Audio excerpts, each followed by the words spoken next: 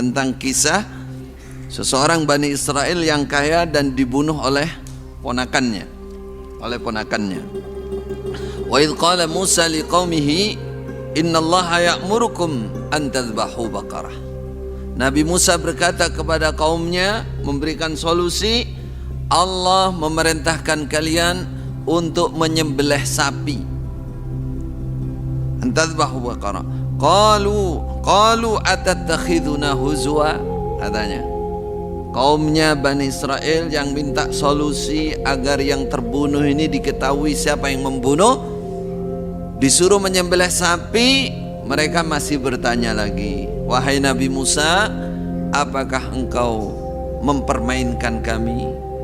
Kami ini lagi kena musibah, keluarga kami mati dibunuh, kami ingin tahu siapa yang membunuh, kok malah suruh beleh sapi?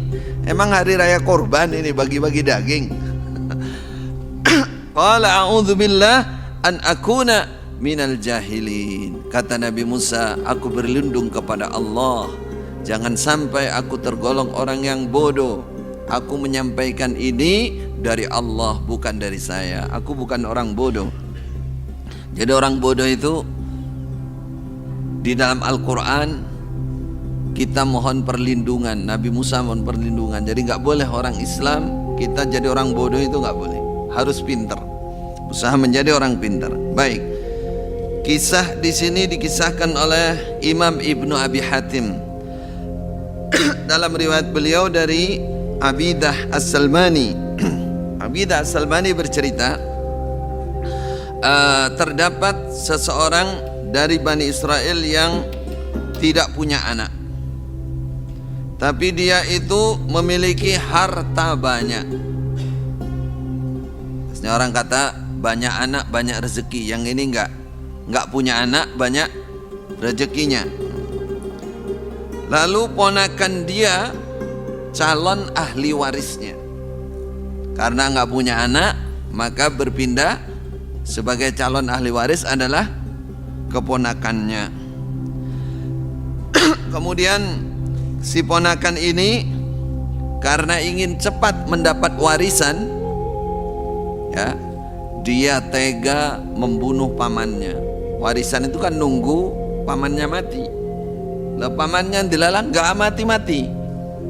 Wah, ini sampai kapan ini? Gak kuat ini.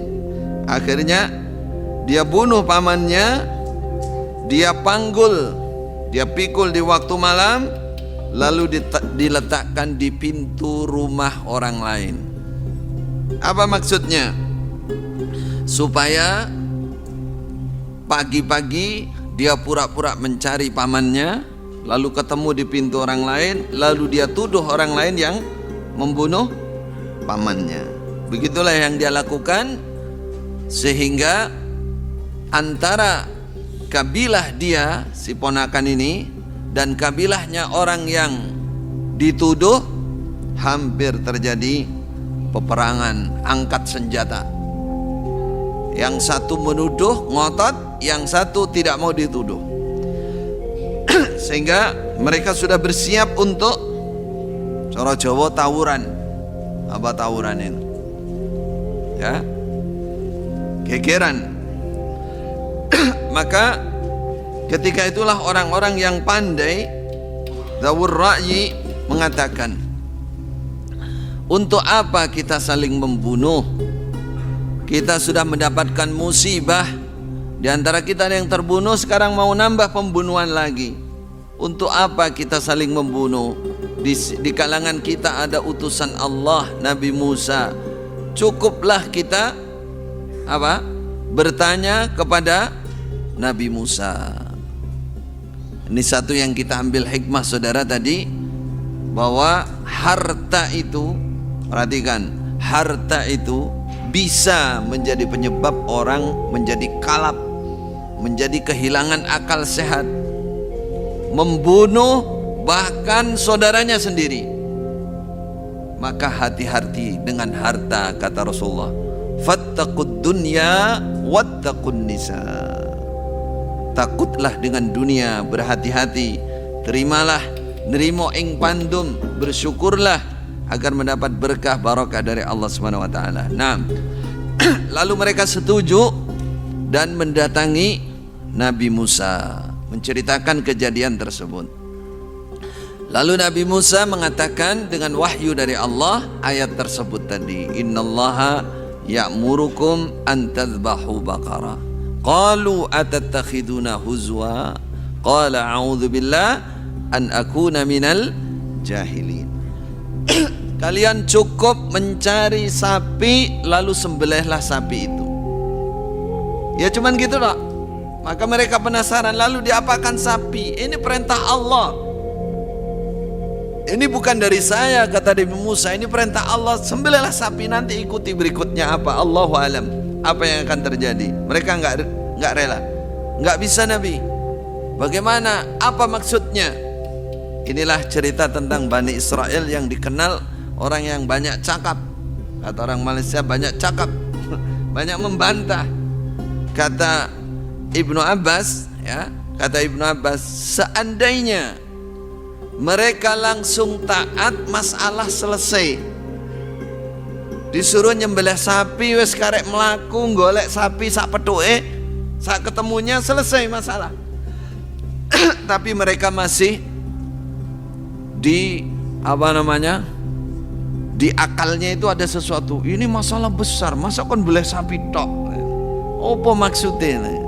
Jadi ragu dengan apa yang datang dari Allah dan utusan Allah, nggak yakin dia. Akhirnya apa? Jadilah berat, menjadi berat. Ya. Mereka diperintah menyembelih, yang penting ketemu sapi, tapi menolak, masih bertanya lagi, ini sapi yang bagaimana? Ya, sapi yang bagaimana di ayat selanjutnya?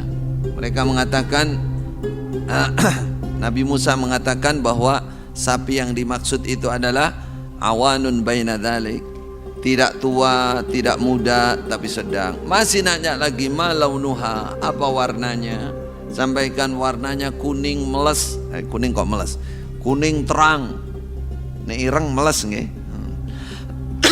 Kuning yang terang. Masih tanya lagi, kalau kuning terang, ya, umurnya sedang, banyak, ini yang gimana ini? Belum jelas ini, tasyabaha alaina katanya, masih serupa terhadap kami. Akhirnya tentukan sapi yang tidak pernah digunakan untuk menyiram bumi, manggul air, nggak pernah. Pokoknya sapi yang tidak ada cacatnya sama sekali, sapi yang sangat sempurna. Akhirnya mereka berat untuk mendapatkan sapi tersebut. Dalam riwayat ini mereka cari sapi bertahun-tahun sampai ketemu sapi hanya satu yang ada di seseorang yang memiliki sapi, ya satu itu. Lalu orang ini jual mahal, ya. Dia mau menjual dengan harga mata uang emas sepenuh kulitnya. Jadi nanti dikuliti, disembelih, kulitnya dihamparkan, nanti uang emas ditoto di situ selebarnya kulitnya sapi itu, permintaannya. Akhirnya menjadi mahal sekali. Tapi akhirnya mereka terpaksa untuk untuk membeli dengan seharga mahal tersebut. Ini hikmahnya, orang kalau tidak ridha, tidak terima dengan hukum Allah Rasul, akhirnya menjadi berat. Seandainya terima, cara Jawa itu sak dermo. Leres nggih? Nah, dia cari ridha Allah, jadi mudah. Berhubung tidak ikhlas, kurang ikhlasnya, lama-lama menjadi berat. Akhirnya mereka beli sapi itu. Setelah disembelih, mereka diperintahkan untuk memukulkan sebagian anggota badannya. Nanti ada kisah yang tambahan kisah lain kita sempurnakan. Sebagian anggota dari sapi di sini dalam riwayat ini tidak dijelaskan, dipukulkan ke mayat tersebut dan dia langsung duduk hidup lagi. Setelah dia hidup mengatakan, man qatalak? Mereka mengatakan, siapa yang bunuh kamu? Langsung dia bersuara, hadza, langsung isyarah kepada ponakannya tadi. qatalani hadza, ini dia yang bunuh saya. Lalu dia mati lagi. Bukan hidup terus. Akhirnya dikisoslah ponakan ini. Apa dikisos? Dibalas, dibunuh. Sejak itu ada hukum kisos, pembalasan. Kemudian tidak mendapatkan warisan. Dalam Islam juga demikian. Kaidah dari para ulama usul mengatakan, man ta'ajjala syai'an qabla awanih uqiba bihurmanih. Siapa yang tergesa-gesa sebelum waktunya, tergesa-gesa memiliki sesuatu sebelum waktunya, maka dia harus dikasih ukubah, balasan, tidak mendapatkan sesuatu itu. Ini tadi, seharusnya dia mendapatkan warisan menunggu apa? Kematian. Ternyata dia buru-buru, dia matikan, dia malah bunuh pamannya, maka dia tidak boleh mendapatkan warisan, bahkan dia dibunuh. Begitulah hukum Islam. Ya, belum qabiltu nikahaha, belum salaman, belum ngasih mas kawin, belum resmi, ternyata dicipi dhisik. Apa dicipi? Icip-icip. Ternyata melakukan perbuatan zina waliyadzubillah, maka para ulama mengatakan seperti ini enggak boleh dinikahkan, karena dia telah tergesa-gesa apa? Ngicipi, merasakan sebelum halal, sebelum waktunya. Itu kaidah ya, kaidah dalam hukum dalam Islam. Ini yang bisa kita ambil, bahwa rezeki itu milik Allah. Allah yang membuat dan Allah yang memberikan. Kalau bukan rezekinya, ya, usaha seperti apapun gak dapat, malah dapat celaka. Ini dia kan di benaknya dia, kalau saya bunuh paman saya, udah uangnya, hartanya mesti pindah ke saya. Ternyata Allah tidak menghendaki, justru dia yang juga dibunuh dan tidak dapatkan apa-apa, gak dapatkan warisan apa-apa. Ini riwayat pertama. Di riwayat berikutnya ada penjelasan lain ya. Di riwayat yang Abil Aliyah menyatakan, dia panggul mayit itu, lalu dia buang di Majma'at Thariq. Majma'at Thariq itu tempat pertemuan jalan. Kalau di Kediri simpang berapa tuh? Simpang 5. Dia buang di situ. Nah, dalam riwayat berikutnya dari Abil Aliyah, kemudian si pembunuh ini datang sendiri kepada Nabi Musa. Si pembunuhnya ini, dia mengatakan, aku punya kerabat, familiku dibunuh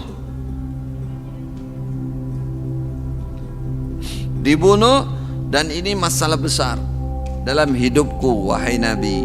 Makanya aku datang ke sini kepadamu untuk melaporkan, karena aku menganggap tidak ada yang bisa mengungkap permasalahan ini kecuali engkau, wahai Nabi. Akhirnya Nabi Musa mengumpulkan manusia, banyak orang. Beliau mengatakan, aku bertanya kepada kalian dengan nama Allah, siapakah yang mengetahui kejadian ini? Tidak ada seorang pun yang mengetahuinya. Tidak ada seorang pun yang mengetahuinya. Lalu si pembunuh ini, untuk menutupi dirinya, dia datang lagi kepada Nabi Musa. Sudah Nabi, jangan ragu-ragu, engkau nabinya Allah, engkau utusan Allah, minta saja kepada Allah untuk membuka siapa si pembunuh pamannya ini. Jadi dia yakin sekali. Orang itu kalau sombong, pelaku mujaharah dalam kemaksiatan, itu biasanya seperti itu, kalap, hilang akal sehatnya. Dia menghadapi utusan Allah, dia menghadapi Allah, dia mengatakan nantang, ibaratnya begitu, untuk menutupi kedoknya. Disitulah Allah menurunkan mukjizat kepada Nabi Musa, dengan cara Allah memerintahkan Nabi Musa untuk menyembelih sapi. Jadi yang kisah yang kedua ini betul-betul dia taruh di tempat umum, jadi agar dia bisa menghindari dari tuduhan, sehingga dicari siapa pelakunya, ditaruh di simpang 5. Itu berarti kan nggak tahu dari kampung mana yang membunuh ini, supaya geger manusia itu, supaya geger. Dalam riwayat berikutnya juga diterangkan mereka tidak mendapatkan sapi itu dalam waktu yang lama. Ini riwayat yang lain ya. Lalu mereka menemukan sapi itu di sisi atau milik seorang wanita tua. Kalau tadi siapa? Rajul gitu aja. Hal ini wanita tua dalam riwayat yang lain. Wanita tua yang meramut anak-anak yatim yang banyak, ya. Lalu karena mereka sudah mendapati sapi sesuai dengan yang diterangkan oleh Nabi Musa, akhirnya si wanita tua ini ngerti mereka nggak akan pergi lagi nih, sehingga dia minta harga berlipat ganda, dan dia bersikeras tidak memberikan hal itu, sapi itu, sampai mereka mau memberikan harga yang berlipat ganda itu. Harganya sangat mahal. Dilaporkan kepada Nabi Musa, wanita itu dipanggil. Kata wanita itu, wahai Nabi, saya yang punya sapi, saya yang berhak menentukan harga. Sodakti, benar kamu. Jadi sejak zaman dulu namanya berjual beli itu penentunya ya memang yang punya barang. Kalau yang punya barang matok harga segitu, ya pembeli ya silakan menawar, bertransaksi. Kalau dia mau turun boleh, kalau tidak ya itu haknya penjual.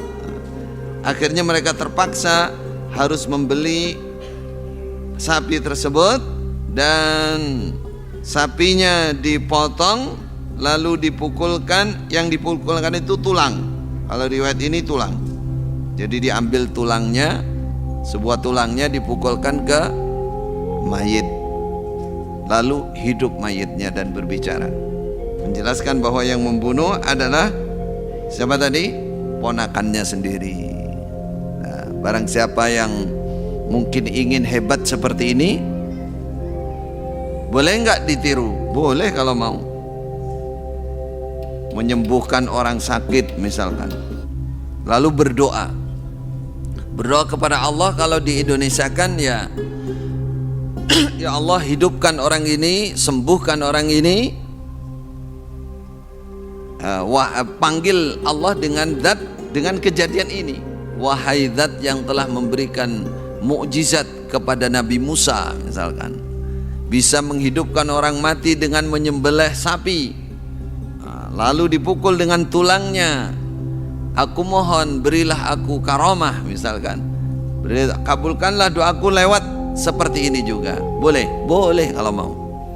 Tapi hidup, sembuh atau tidak tetap di tangan Allah.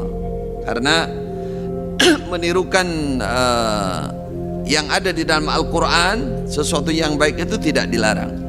Makanya para ulama, termasuk Syekh Ibnu Taimiyah, beliau berdoa itu, ya muallima Adama alimni.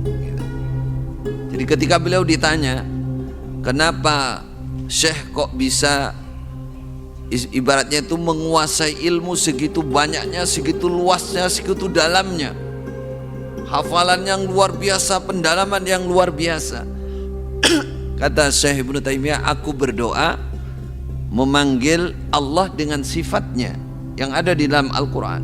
Wa 'allama Adam al-asma'a kullaha.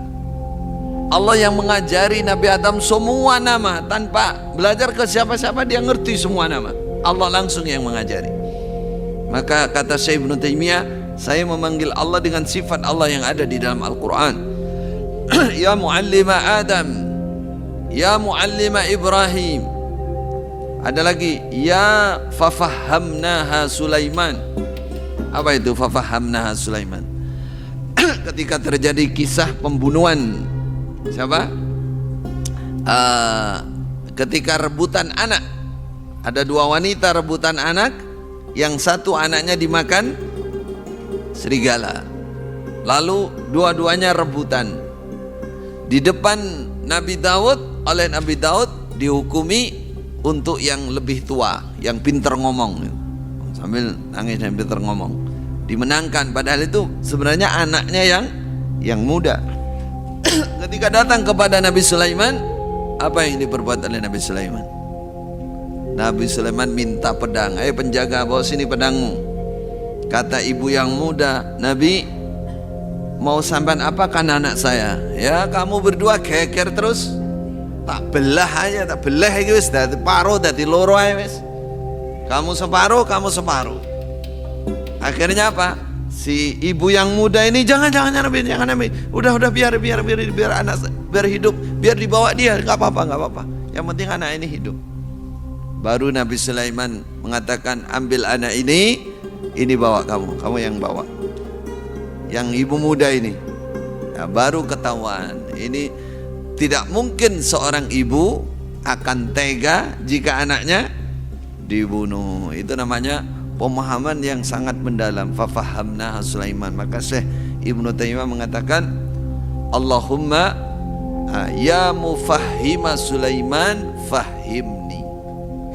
Wahai yang memberi pemahaman yang dalam kepada Nabi Sulaiman, pahamkanlah aku. Ini bagian dari hikmah kejadian ini. Jadi kalau ada misalkan ustadz atau apa, dia dengan media sodakoh dulu, menyembelih kambing, kemudian dagingnya di sodakohkan, bukan yang tulangnya dilempar ke jurang lah ya. Kalau itu lain, itu dukun itu. Kalau ini disembelih untuk sodakoh fakir miskin, lalu berdoa kepada Allah, sembuhkan orang ini. Menjadi seperti ini boleh-boleh saja, yang penting tidak bertentangan dengan syariat, tidak ada unsur kesyirikan di situ. Baik. Dalam kisah selanjutnya, macam-macam kisahnya dalam Muhammad Ibnu Jarir, Imam Ibnu Jarir mengatakan yang membunuh itu bukan satu orang, tapi banyak orang, rombongan. Jadi ponaan-ponaannya sangat banyak. Mereka semua menginginkan harta. Kenapa mereka terpengaruh seperti itu? Mereka didatangi oleh setan. Awalnya mereka tenang-tenang saja. Mereka didatangi oleh setan. Dia bilang, apa kalian gak ingin warisan paman kalian? Jadi setan itu untuk merusak orang lain, kadang-kadang lewat harta orang lain. Jadi oleh setan ditambahkan, loh pamanmu itu loh punya mobil, pamanmu punya rumah di sana, paman hafal hartanya orang, lebih hafal daripada yang punya. Istrinya aja nggak hafal, ponaannya hafal. Setannya datang, sih tahu itu punya ini. Oh itu belum rekeningnya itu di DBI ada, di BNI ada, banyak itu. Tampakkan oleh setan. Lalu tahapan berikutnya, paman kamu nggak mati-mati. Kalau kamu bunuh, ya semua barang-barang disimpan bareng-bareng, rahasianya, gampang itu, habisin aja pamanmu. Akhirnya dihabisin betul. Ini dalam kisah ini dipengaruhi oleh iblis, oleh setan, sampai akhirnya seperti tadi antara dua kabilah hampir bertengkar atau tawuran. Karena apa? Karena mayitnya tersebut oleh mereka diletakkan di pintu gerbang sebuah kabilah. Kalau tadi kan pintu orang, kalau ini pintu kabilah kampung. Kalau sekarang perumahan, ada perumahan di situ. Justru itu perumahan orang-orang yang baik ceritanya, orang-orang yang soleh. Mayitnya diletakkan di situ, sehingga mereka bertengkar dan akhirnya dilaporkan kepada Nabi Musa.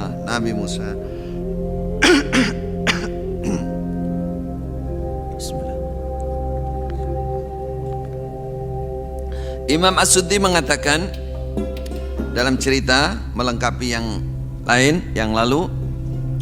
Jadi rajul Bani Israel ini yang kaya ini punya anak perempuan yang cantik.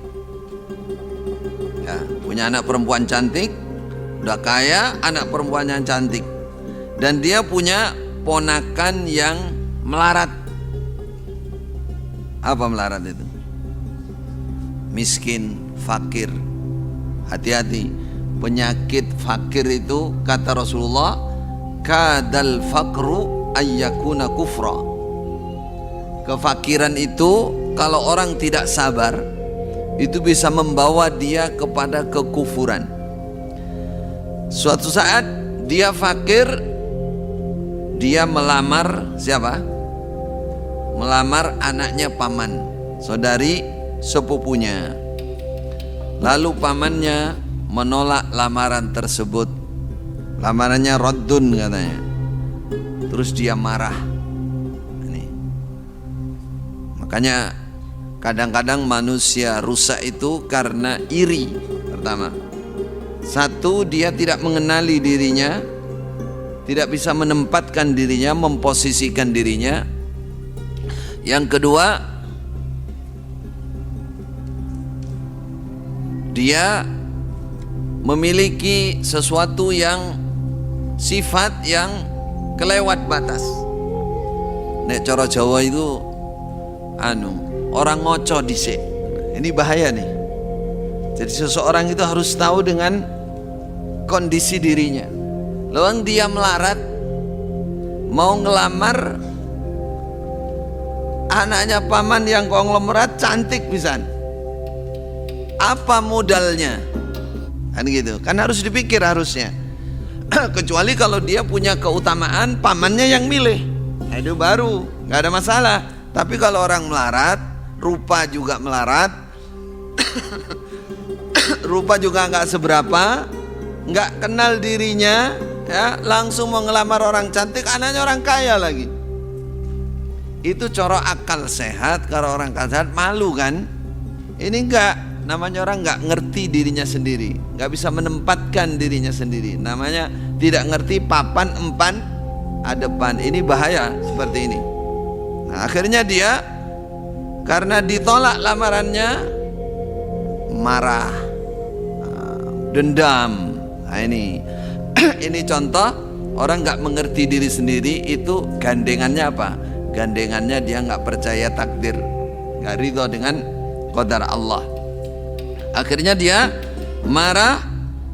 Karena marah dia bersumpah. Kata dia, wallahi la aqtulanna ammi wa la akhudanna malahu wa la ankihanna ibnatahu wa la akulanna diyatahu. Dia bersumpah, demi Allah akan saya bunuh pamanku. Kedua, akan saya ambil hartanya. Akan saya nikahi anak perempuannya. Akan saya nikmati pula denda dia. Artinya dia akan merekayasa seakan orang lain yang membunuh, lalu dapat denda, akan dia ambil dendanya. Dia bersumpah seperti demikian itu. Lalu pemuda ini datang kepada pamannya. Dia mengatakan, wahai paman, ini akan ada rombongan pedagang yang akan datang ke kota kita. Mereka banyak membawa dagangan. Saya ingin kulaan. Cara Jawa itu kulaan. Kalau saya sendiri yang datang, gak mungkin mereka kasih, karena saya ini orang gak punya. Tapi kalau bareng sama paman, kata dia, nah, kan lihat nih, wah ini orang kaya ini, gak mungkin nawarnya gak tenanan. Orang itu kalau masuk ke toko yang mahal-mahal, terus yang masuk itu pakaiannya compang-camping, ya, nggak sesuai biasanya sama pelayan tokonya, rapatek di getekno, karena ngerti Arab tuh kopor ini, paling delok-delok tok ini, nawar gak sido lungo. Randu duit ini. Tapi kalau datang kelihatannya bawa mobil bagus, wah ini ya, masih di pintu sudah ditunggu itu. Wah, sudah ditunggu ya. Dari zaman dulu begitu itu. Kata pamannya, kata pemuda ini, dia mengarang cerita, ini paman, jadi saya akan kulaan barang mahal ini, saya perlu ngajak paman ini. Akhirnya pamannya ikut, dan di situ malam-malam pamannya dibunuh. Nah, kemudian dia pulang ke rumahnya, ke rumah pamannya, seakan dia mencari pamannya. Kan dia mencari paman. Ini rekayasa ya, bagaimana dia mau menutupi. Lalu dia cari bersama-sama keluarganya, didapatilah pamannya terbunuh di golongan para pedagang itu. Lalu para pedagang itulah yang dituduh untuk agar bisa memberikan diatnya. Nah, pedagang ini orang-orang yang pandai juga, pintar juga. Mereka mengatakan nggak bisa, kami nggak membunuh. Maka masalah ini harus kita angkat kepada siapa? Nabi Musa. Nabi Musa. Akhirnya mereka datanglah kepada Nabi Musa. Ketika dia menuduh orang-orang para pedagang itu, dia berpura-pura menangis. Ambil debu dia taburkan di kepalanya. Ini orang itu kalau dusta, actingnya itu luar biasa. Makanya untuk zaman akhir ini banyak pendusta. Maka actingnya itu betul-betul kayak tenanannya, actingnya itu. Maka kita hati-hati ya, kita berhati-hati. Sekarang banyak orang berdusta, berkhianat, namun kelihatannya seperti orang jujur. Maka harus banyak tawakal kepada Allah ya, agar diselamatkan dari orang-orang yang seperti ini. Nah, terakhir penutup kisahnya adalah bahwa yang memiliki sapi ini itu adalah seseorang yang sangat berbuat baik kepada orang tuanya.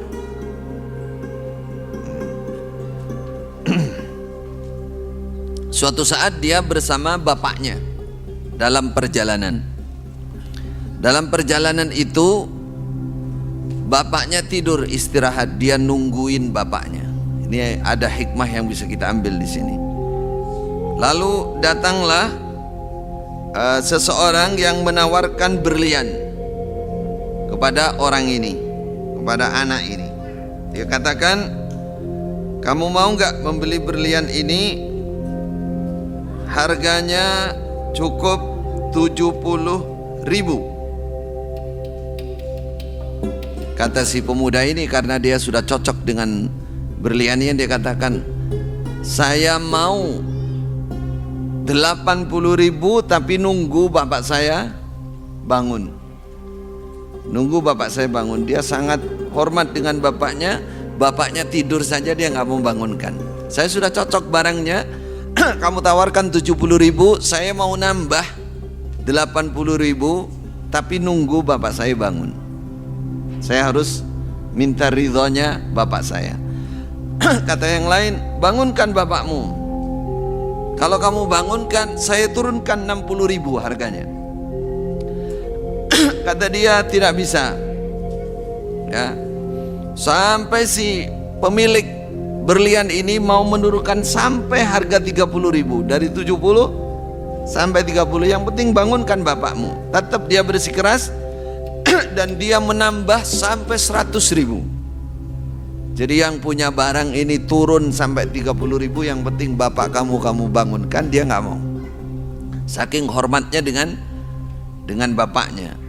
Dia mau, pokoknya kamu mau nunggu sampai bapak saya bangun, saya mau harga 100.000 pun mau. Gitu. Apa sebenarnya yang diperjuangkan di sini? Saking menghormati, tidak ingin mengganggu bapaknya sedang istirahat. Ini ada nggak anak kayak begini sekarang? Saking baiknya sama bapaknya. Nggak akan ada kayak begini. Orang dulu itu kalau sudah ngerti syariat, berbuat baik, di situ surganya. Sudah nggak ada ukurannya, uang nggak ada ukurannya. Dia sanggup memberikan 100.000, dari 70 sampai 100. Yang penting nunggu bapaknya bangun. Ternyata bapaknya nggak bangun-bangun. belum bangun-bangun, akhirnya pedagang ini pergi. Kata perawi di sini diceritakan karena kebaikan dia kepada orang tuanya, maka Allah mengganti dia punya seekor sapi yang dicari oleh siapa?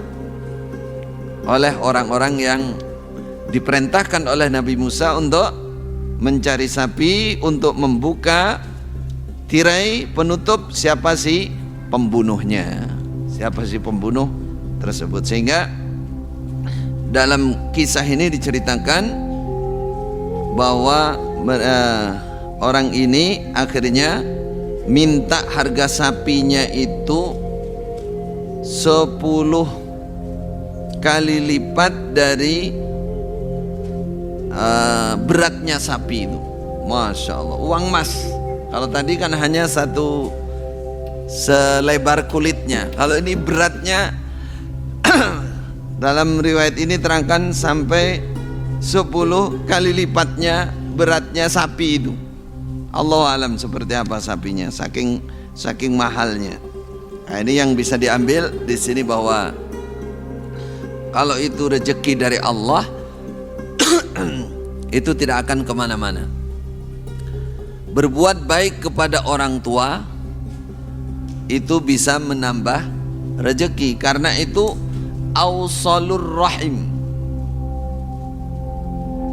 Kita kan pernah mendengar kalau orang silaturahim, sambung famili, apa keutamaannya? Di antaranya memanjangkan umur, memperbanyak rezeki.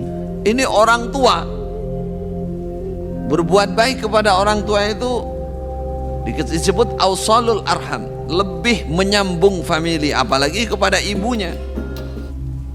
Semakin baik, semakin insya Allah biiznillah rezekinya semakin banyak. Ini kisah nyata. Saking hormatnya kepada orang tua, oleh Allah diganti rezeki yang berlipat ganda. Inilah cerita tentang pembunuhan ini. Hikmah-hikmah yang bisa kita ambil, berhati-hatilah dengan keduniaan.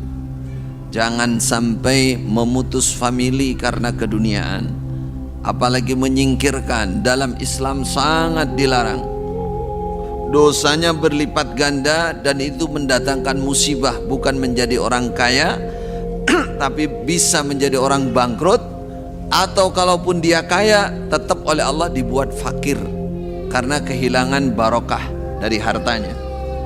Kelihatannya banyak tapi kebutuhan dia lebih banyak. Kebutuhannya lebih banyak. Saya pernah bertemu orang konglomerat di Jakarta sana. Perasaan saya, kata orang-orang, hartanya triliunan. Memang harta itu perusahaannya dihitung sampai 9 triliun. Wadah mboten ini? Wadah, wakeh. Setelah ketemu saya curhat apa? Kalau ini tidak terselamatkan usahanya, maka dia akan menanggung 12 triliun. Hartanya akan hilang total dan dia punya tanggungan 12 triliun. Masya Allah. Sehingga dia menangis cerita kepada saya. Ustadz itu biasanya begitu. Ketemu orang itu dicurhati. Kalau bagian dapat nikmat diam saja. Dapatkan musibah ceritanya panjang. Paling minta saran, minta nasihat, minta doa. Nah itu. Ya itulah nasibnya Ustadz. Kadang-kadang begitu. Nah, yang seringnya begitu. Dia katakan, dia sambil menangis, dia katakan begini, saya saat seperti ini membayangkan betapa nikmatnya orang tidak punya apa-apa, dia katakan, tapi tidak punya hutang, tidak punya tanggungan. Saya sekarang ini berharap jadi orang seperti itu saja, nggak punya apa-apa, yang penting nggak punya tanggungan. Masya Allah, saya batin, ya Allah, beginilah harta dunia. Orang ngelihatnya saja sawang sinawan itu. Jangan mengira orang yang naik mobil guyang-guyu tidak menangis. Di rumah itu menangis, mobilnya kredit sudah mau diambil. Ya.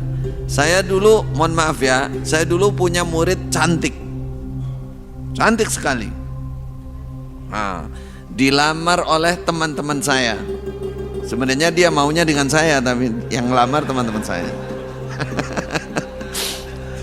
Sayanya waktu itu masih SMA lah, jadi nggak mungkin sampai orang tuanya datang, saya juga nggak mau. Yang ngelamar nih kanan kiri saya, teman-teman saya sama-sama ustadz. Haji Bujangan tolak semua, ditolak IKB. Saya heran, ini maunya apa ini? Nggak lama datanglah orang sudah tua bawa mobil. Nah itu datang ke pondok. Akhirnya ngelamar orang yang sudah tua, duda ini sudah tua. Lah kok diterima? Nah, teman-teman saya semua ini kanan kiri saya terjak innalillahi wa inna ilaihi rajiun. Titenono. Ini innalillah kok titenono iki apa? Nah, ternyata setelah pernikahan dia bawa itu istri, nggak lama kita dengar ternyata mobilnya sewaan. Akhirnya setelah nikah mobil sewaannya diambil, kembalikan. Nah, menyesal di kemudian hari. Katanya teman-teman, kapokmu kemana?